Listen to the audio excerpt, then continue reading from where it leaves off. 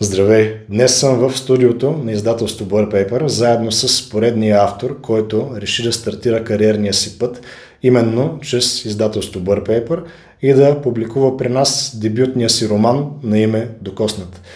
Искрени благодарности на автора Христо Банов, на когото сега давам думата. Моля, разкажи за себе си, Христо. Здравейте на всички зрители и бъдещи читатели на тази книга. На първо място искам да те поздравя за поканата да бъда днес тук в издателството на Board Paper и също така искам да ти благодаря за всичко, което издателството е направило до този момент по отношение на книгата. За себе си мога да разкажа следното. Аз съм роден през 1986 година в град Сливен и мнозина хора може би знаят, че това е града, който се нарича града на 100 войводи, но също така е известен и като града под сините камъни, поради сините скали и някои туристически забележителности, които имаме. Там завърших своето основно образование в тогавашното си още средно общо образователно училище Юрий Гагарин, като именно в него училище започнаха и моите първи стъпки в света на литературата.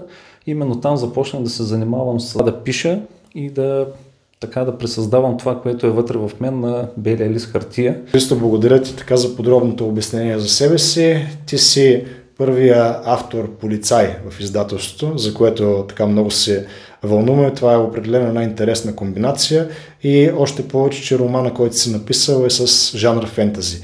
Разкажи ми сега откъде тръгва пътят ти на автор и какви предходни трудове, какви предходни произведения имаш до момента. В рамките от 5 до 7 клас издадохме една обща стихосбирка заедно с другите участници в клуба, която се казва "За да няма болка в очите на врабчетата". И там, разбира се, сред страниците на тази книжка са публикувани и няколко от моите първи стихотворения. Освен издаването на тази книжка, по време на този литературен кръжок и участието ми в него, имахме така доста изяви в местните радиостанции, които тогава все още функционираха. И също така участие в доста литературни конкурси. Разбира се, имаме и доста награди оттам. И именно сега е момента да те питам как реши да станеш писател. Както ти казах вече, моите първи стъпки в авторството и в писането на литературни произведения бяха още тогава. Постепенно във времето, вече в гимназиален етап, продължих с стихотворенията. Там, разбира се, знаем всички тинейджери, юноши, любовни тръпки, усещания, така че поезията почна да се насочва в нея посока, любовна лирика. И в един момент обаче, след завършване на средното образование и така поемайки живота в своите ръце, се получи едно голямо затишие от моя страна във връзка с писането и един голям период от време не бях писал абсолютно нищо. По стечение на обстоятелствата обаче един ден отново така както стоях и изведнъж почувствах така един порив, един вътрешен копнеж. Бях натрупал доста емоции, доста неща в себе си, преживявани от различно естество, положителни, отрицателни. И изведнъж почувствах, че имам нужда да излея всичко това отново на белия лист и тогава започнах да пиша отново стихотворения, като също така през изминалите години имам и няколко разказа, които съм писал. Постепенно в мен, разбира се, с колкото повече неща пишех, се зараждаше и желанието да напиша и да издам един свой роман. В това отношение мога да кажа, че всеки човек, който по някакъв начин е докоснат, има някакъв талант в себе си, нещо му е дадено, този човек трябва да развива таланта си, своите дарби, да не ги оставя просто така някъде в ъгъла на своя живот, защото те не са ни дадени да ги похабяваме, но те са ни дадени да ги развиваме и да правим нещо добро с тях. И затова и бях мотивиран да напиша тази книга, защото вярвам, че този талант, който ми е даден, аз трябва да го оползотворя и вярвам, че той ще бъде плодоносен за всички читатели, които ще се запознаят с книгата, както вярвам и нашите зрители, които също така ще се породи едно любопитство в тях. Разкажи ми сега за това, кой е любимият ти автор. Много интересен въпрос. Както казах малко по-рано, аз съм любител на фентази разказите, на романите, свързани с фентази, също така романи, в които има доста мистика и свръхестествени неща. И в тази връзка един от основните ми, нали, фаворити, така да кажем, в света на литературата и творчеството е един световно известен автор, който вярвам, че нашите читатели и зрители в момента ще се сетят за него. И това е Стивън Кинг. Аз съм изключително вдъхновен от неговото творчество. Той успява така да създаде винаги герои, персонажи, характери, които през цялото време всичко, което правят, начина по който се държат, ситуациите, в които попадат, всичко това е изпълнено с една динамика, която те държи в едно постоянно напрежение. И така до самия край. Очакваш с нетърпение какво ще се случи накрая, но с още по-голямо нетърпение очакваш да разбереш какво е това, което е мотивирало главния герой, за да може да направи своите избори, които да ни отведат до този край. И затова именно това е моят любим автор, защото в своето творчество, в своите книги той прави именно това. И успява по този начин да завладее умът ми, да задържи интересът ми. Твой роман има доза мистерия, доза ужас, с който, нали, читателите ще се запознаят вече в момента, в който вземат романа в ръцете си. Ами в такъв случай, кажи ми сега, вече като коментираме по-конкретно романът Докоснат, какво за тебе е издаването на този роман? Ще започна с това, че издаването на този роман всъщност е нещо много важно за мен, понеже на първо място, чрез издаването на този роман, аз ще сбъдна една моя мечта. И съм на път, именно издателство Blur Paper, да сбъдне тази мечта. Това, което ме е мотивирало за написването на този роман, също, че всеки ден в нашия живот ние, осъзнато или ние, сме участници в една постоянна битка. И може би много хора, нали, и от читателите, от зрителите ще изкажат каква е тя, но ако се замислим, ние всеки ден водим една вътрешна битка в себе си с доброто и злото.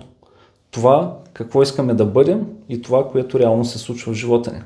И ние всеки един ден сме войни на едно бойно поле, което ни спира да се развива, и ние сме там, за да устояваме на тази битка. Защото, както ще разберат и нашите читатели, във всеки един от нас има една врата към мрака. И реално ние сме тези, които я пазим.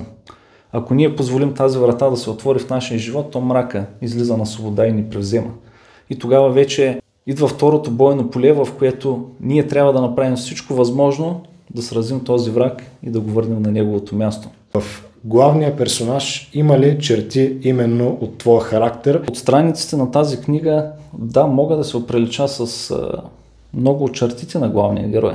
Защото аз също в моя живот, нали, всеки ден водя такава битка. И от самия мен зависи, нали, кой ще побеждава в нея. Дали ще побеждава доброто или ще побеждава злото. И в крайна сметка аз дали ще успявам да се справям успешно като воин на доброто. Така че вярвам, че в страниците на тази книга не само ще се срещнат черти от моя характер, от моята личност, но съм сигурен, че и голяма част от читателите на тази книга ще успеят да разпознаят и себе си в него и да се оприличат, разбира се, с него. Разкажи на мен и на читателите защо те да купят именно този роман и да инвестират, нали, време, за да го прочетат.